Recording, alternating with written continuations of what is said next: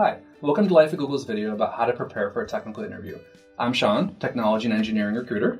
I'm Allison, I'm a software engineer. I'm Jess, I'm also a software engineer. Although this video is going to focus on the technical interview, definitely check out our partner video on how to prepare for the business interview as well. It absolutely applies here, but without further ado, let's get into some tips. First things first, make sure you're ready to prove what's on your resume. We're going to want some critical pieces from you, including the bread and butter of software engineering, data structures, well, you could argue with me on that, data structures and algorithms. So we want things like hash tables, stacks, arrays, as well as algorithm space and time complexity. We also want things like be prepared to code on a whiteboard. This is very different from coding on a computer, so it's highly recommended to go out, find a whiteboard or a chalkboard, and try coding something up. It's a little different. And finally, we want to make sure that you're brushed up on system design as well as object-oriented programming. In general, you want to show your problem-solving skills to the question you are asked. If it's a coding question, providing efficient code in a short time frame is key. If it's a design question, work with your interviewer to create a high-level system, and if applicable, delving into deeper issues.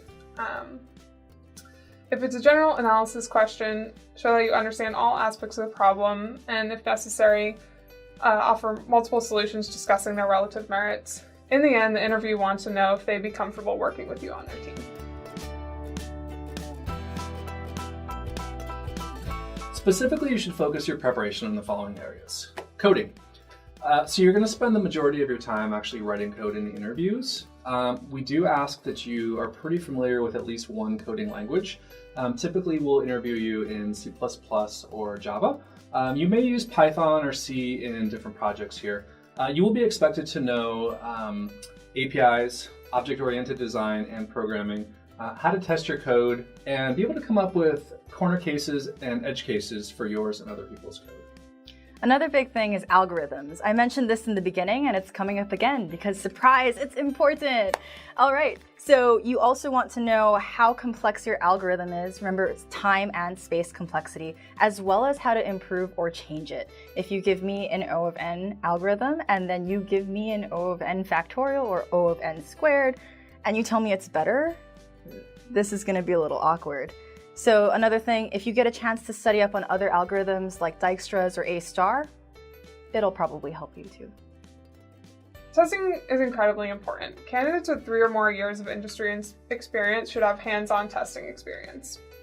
If you have less than 3 years within the industry, we're just going to test you for your testing aptitude.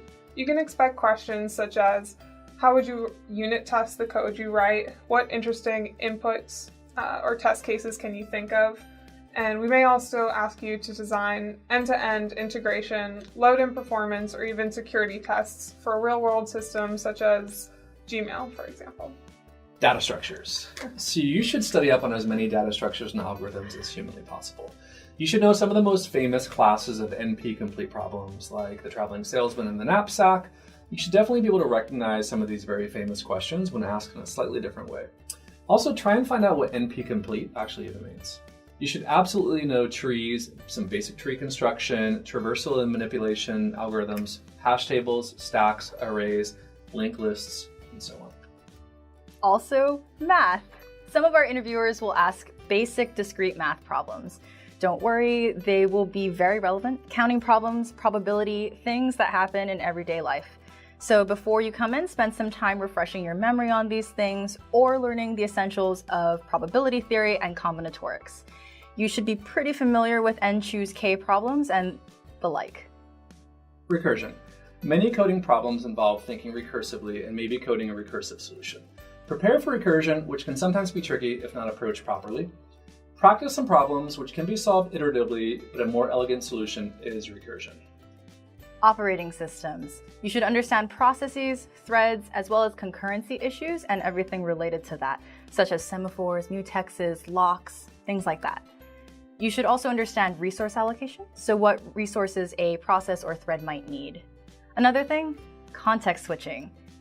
Just brush up a little bit on that, understand that it's initiated in the operating system and underlying hardware. And then one last thing, maybe you might want to know a little bit about how scheduling works. System design. Candidates who have been in the industry for more than 5 years should have experience with system design. These questions are used to see your ability to combine knowledge, theory, and judgment towards solving a real-world problem.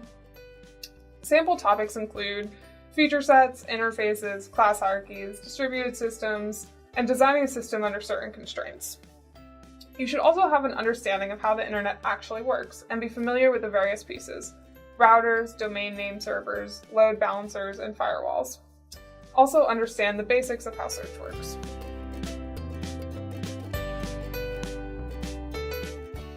Now that we've talked a little bit about some of the knowledge areas that we expect you to know, we want to offer you 3 final tips to really be successful in your interviews. First, explain and clarify. It's extremely important to talk through your thought process during the interview. It is much better to say what you're thinking than to stay silent. Even if you're discarding ideas along the way, your interviewer wants to know your thought process, which ideas you're not going to use, and which idea you finally settle on.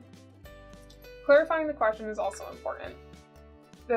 Most of the questions at Google are intentionally vague because the interviewer wants to know what questions you would ask if you were in a real-world solution that had a vague question. An example of a question you could ask for clarifying is, are there any time or space complexity requirements?